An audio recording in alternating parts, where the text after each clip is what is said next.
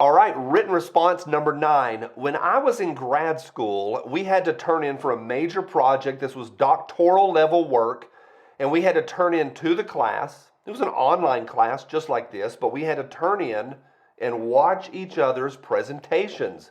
And the presentations were done not with video, but they were done over PowerPoint. And so you've got big slides and graphics and words and pictures.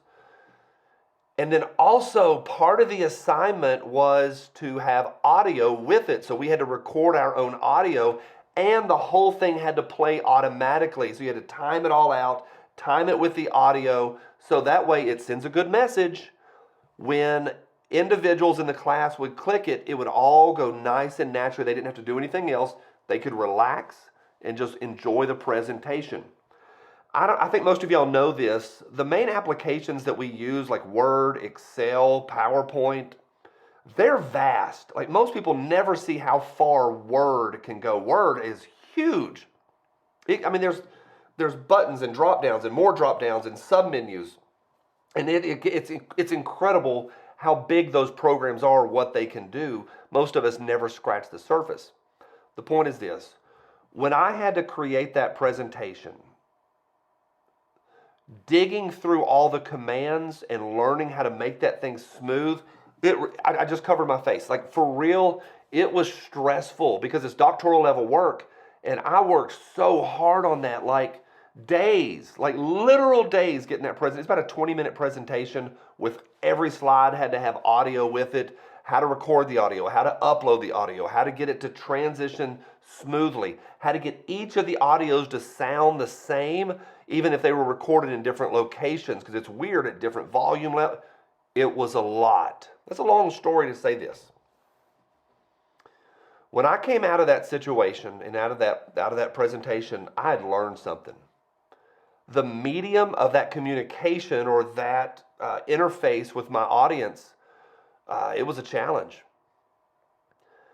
For a lot of you all, this may have, I think maybe for most of you, it was your first time to really try to level up your audio video. We all do videos for each other. We do funny videos or Instagram, TikTok, all that. But to actually sit down and try to have a nice presentation with good audio, where you have your stuff set up correctly and professionally. For this assignment, I want you to think about your experience in this mediated communication, or the media that we're using of doing these videos. And how has it been for you? So question 1, what value have you gotten out of this? I know that we're all here for 3 credit hours. I know that value. But have you found value in this? Because a lot of y'all have done some really, really solid work. So what value have you gotten out of it? Or do you feel like you've gotten value out of it? 2, what's been the hardest for you? I'm struggling a little bit with my voice today. It's springtime, allergies and all that, and I don't have much of a voice. That's a little challenge today, but day in and day out, my challenges are different in doing these for you all. Like I told you all in the lecture 10 video, a lot of times the challenge for me is stopping and restarting. If I flub up my words like that, I'll just press stop and go again. It kind of gets frustrating. But for a lot of y'all, your struggles may be different. I'd like to hear about that. So question 2, what's been the hardest for you? And question 3 is, do you think you're going to use this new skill or this leveled up skill? How do you think you're going to use it? Have you used it in other classes? How has things changed for you? Is this easy? Is it gotten easier? Can you use it down the road? So three questions in there. I think it's important to stop and think about the struggles and think about what you're pulling and the value you're getting out of this. Maybe how you've changed and how you've grown.